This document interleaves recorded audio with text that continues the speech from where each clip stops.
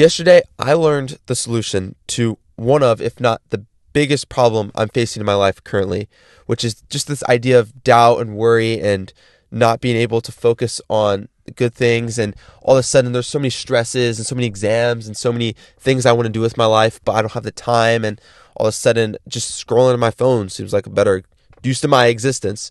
But what I heard in this powerful message, I want to share to you. And it's broken up into two steps. Number one, stop looking up. And number two, why you should worry more right now. Might sound counterintuitive. Just stick with me on this one, okay? Stop looking up. What does that even mean, right? I'll explain to you in the form of a story.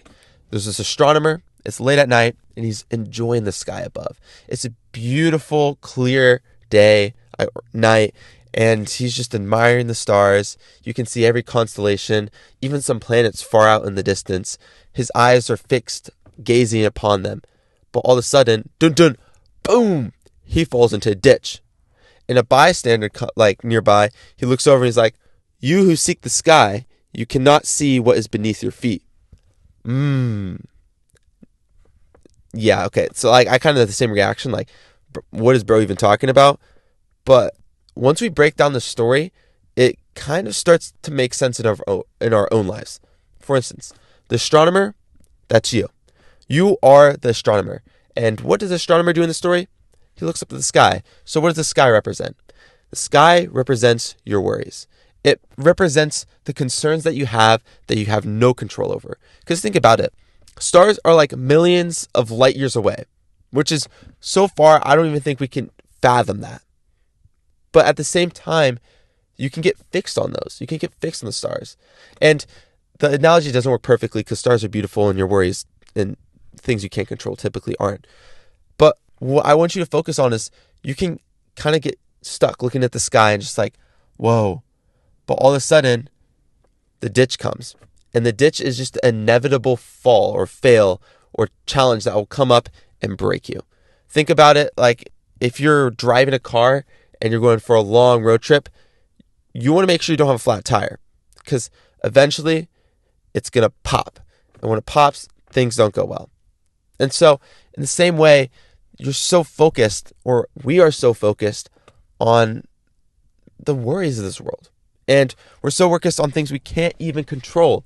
But what should we do instead? Because obviously we don't want to fall into ditches all the time. And that's something I've done many, many times before where I'll try to push myself and I'll be like, I'm just going to be a workaholic because why not? But I just focus too much on my worries. I don't end up doing anything. And now I'm scrolling all day. Or I am so focused on a goal. I'm like, I'm going to do it. I'm anxious. I'm worried. And then all of a sudden I'm trying to control something I can't control. It's like the stars can be distracting. Your worries and things you can't control will distract you. But we need a second mindset. But before I get there, I just wrote this really cool saying, and I got to drop it real quick. So instead of the "you who seek the sky, you cannot see what is beneath your feet," think of it like this. You who worry about what you can't do, you cannot see the good you can do. And that brings me to my second point, why you should worry more. Again, it sounds counterintuitive, but you got to hear me out here. The first thing you need to do is start worrying more about what is controllable. You could change worry to focus, but for this video's sake, you got to worry about what you can control. Because if you start worrying about things outside of your control, maybe your sickness and your health, you can kind of control that. But oh shoot, I got the fever. I'm not going to worry about that. Instead, let me worry about maybe this is a good time to catch up on some movies. Or maybe this is a good time to catch up on a good book. Maybe I should worry about maybe I should worry about opening Canvas, right? Just I got to go I can do schoolwork right now. Let's just do that. Just focus on things that are controllable. Because the second you start just accumulating too much weight, you're going to feel sunk, bloated, and pooped out, burnt out, crapped out, and you're going to give up. Trust me. It happens. And so I recommend not only just worry about what you can control, but worry about what you're grateful for. I got to stop saying worry. Let's just change it for focus. Focus about what you're grateful for. Because I find if you look for what you're grateful for, you see more of it. If you like, I forget what the technical name for the syndrome is or the theory or whatever, but say you're looking for a new car, you're looking for a Honda Civic, all of a sudden you're going to start seeing Honda Civics all over the road. Or maybe you're looking for a red car or a blue car, and there are tons of reds and blues cars. You're like, where were these before? What your mind focuses on, what you spend your energy looking for, that's what's going to happen. That's what you're going to see. And that's all that's going to consume your mind. So if you start worrying about the stars, things you can't control, all of a sudden you don't have enough energy to worry about the things that you can control or the things that you should be grateful for. Like for me, I'm in a car that moves. That's something to be grateful for. I have film equipment to film videos for you with nice, clean audio. This microphone was it was not cheap. But I'm grateful for that. I'm grateful for the opportunity to be here and talk to you right now. I'm grateful for I live in California, so I have amazing weather. But I'm grateful for the nice weather. And it could be even very specific. I'm grateful for the shirt because low-key it's comfortable and I like the color. Makes my eyes look cool. Now, gratefulness, it's amazing. And I highly recommend. It's underrated in our generation, in my opinion. Because we're so pessimistic. We're so world's going to end. I mean, eventually it will. But don't worry about it, bud. Be grateful for what we have in the moment. Though there's something else that you need to do. And this is a very important part of the whole equation.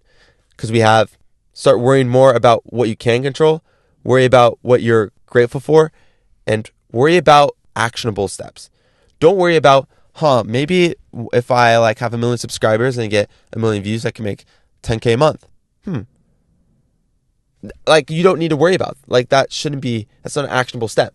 You can't get there if you don't take the actionable steps.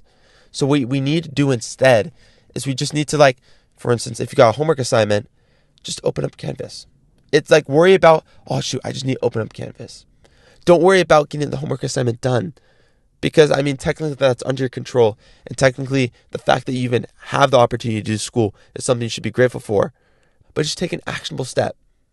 Make it so easy to make progress. And make it relentless. Just relentlessly pursue action. Because, I've just wasted so much time. So much time.